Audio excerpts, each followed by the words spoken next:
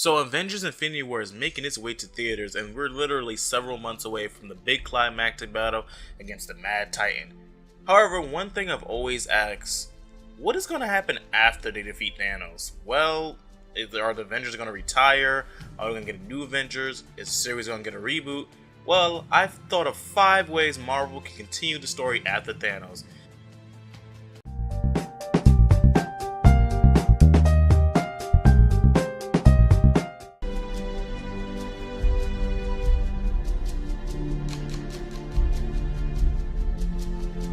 So there's been rumors that Fox have given the rights to Galactus and Silver Surfer back to Marvel, and I can say that's really good because Galactus is the most powerful and most dangerous villain. I can feel that this can top whatever we'll see in Avengers 3 and 4, and the story can go on the lines of Galactus making his way to their solar system. Iron Man will most likely have a lower space station to watch out for otherworldly threats, and he can possibly pick up the energy reading of one incoming object, and that could be the Silver Surfer. What is he here for? To warn them about Galactus, giving the Avengers a chance to defend themselves because they have never faced anything like this before. Galactus should not be an evil villain, but more of a force of nature, as a dangerous part of the universe's cycle. And no, I don't want him to be a cloud like he did in Fantastic Four 2, because that was stupid. I feel like this movie really put the stakes higher for our heroes because the planet is even more dangerous. This will force most of the Avengers, especially the heavy hitters, to go into space to find some way to take out this threat. However, I don't want them to defeat Galactus, and hear me out. Because Galactus is one of the most powerful beings in the universe as well as a force of nature, I will possibly think the Avengers will have to think of another way of defeating him. However, it might have some moral ambiguity for our heroes. Now, Marvel Illuminati will come in, which will consist of Tony Stark, Black Panther, Captain America, Doctor Strange, and if they announce him by this time, Namor. And they will have to use the leftover Infinity Stone from Infinity War to possibly sacrifice another planet in their place, which will put characters such as Doctor Strange and Captain America at odds with the rest of the group.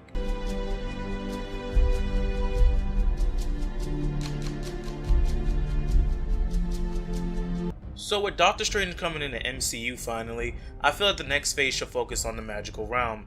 In Doctor Strange we can see Dormammu, a powerful, dangerous, godlike being who's looking to merge his dimension with Earth's dimension to control it. He's going to be a constant villain in Doctor Strange's story, and in this story Doctor Strange will most likely be a full-fledged Avenger. With a new team, Strange will bring new aspects to the Marvel Cinematic Universe.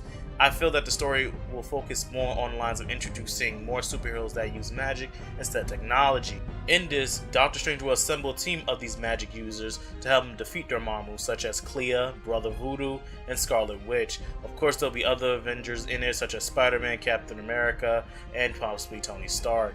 During this saga, we'll certainly see more characters introduced, such as Mephisto and Johnny Blaze. Since Agents of S.H.I.E.L.D. has already introduced us to the current and new Ghost Rider, we can possibly get introduced to the old Johnny Blaze, and please no Nicolas Cage, please, God help us. This can also be the time that Scarlet Witch learned how to use magic just like her comic book counterpart, making the already one of the strongest Avengers possibly one of the strongest beings in the whole MCU.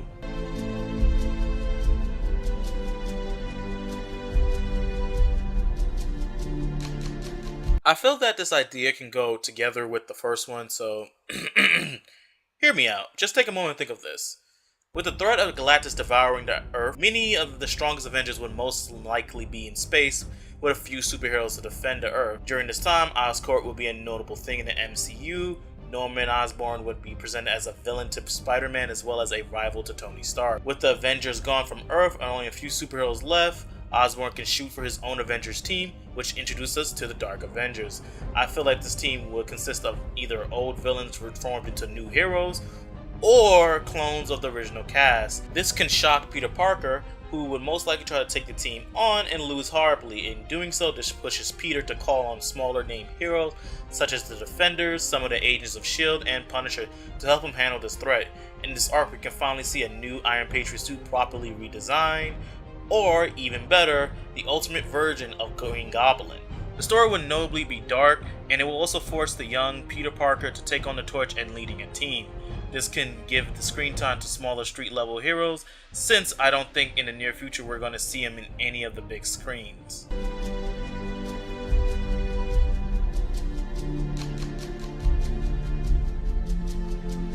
Okay, before you ask, I know Age of Ultron has happened, but I feel like the ending didn't really add up too much. Vision destroying the last Ultron bot wouldn't necessarily kill Ultron. I feel like Ultron could hide himself in the Quinjet's computer, the same jet that the Hulk was in, who eventually end up in space. During this time, Ultron could have been gathering and learning about different technologies from other civilizations, eventually assimilating them into his army. As this happened, we meet an older, much more stubborn Tony Stark, and the Avenger roster has grown humongously, and they have fought numerous threats. The Earth seems well protected until a huge metal celestial body appears. Ultron plans to assimilate the Earth to get his revenge on the Avengers. This mission could take everything the Avengers have to. There will be some notable deaths such as Hulk, Steve Rogers, Hawkeye, and many others. Tony Stark could see this as a losing fight and will possibly have a one-on-one meeting with Ultron. In doing so, Tony Stark would make a selfless act and ask to be assimilated in the Earth's place. Many people will be against this, such as an older, much more mature Peter Parker. In the end, Ultron becomes one with Tony Stark. However, his arrogance has failed him because Tony has a special chip implanted in his brain, causes Ultron to delete himself from the inside. This will cost Stark's life and the demise of Ultron. With this storyline, it could be the closing chapter for many Avengers, the ones especially that we started out with.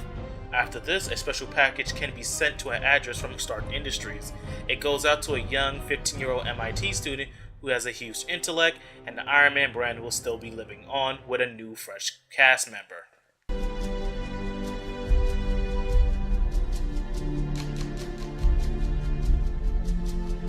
So Secret Wars could be a way for Marvel to get back the rights to their characters in a smart way.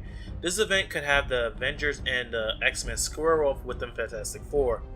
A cosmic entities known as the Beyonders can observe the MCU and be fascinated with the presence of superheroes on the planet Earth and their potential. These entities can choose a group of superheroes as well as teleport some supervillains to a special place in the universe called Battleworld, a planet created by the Beyonders in a distant galaxy.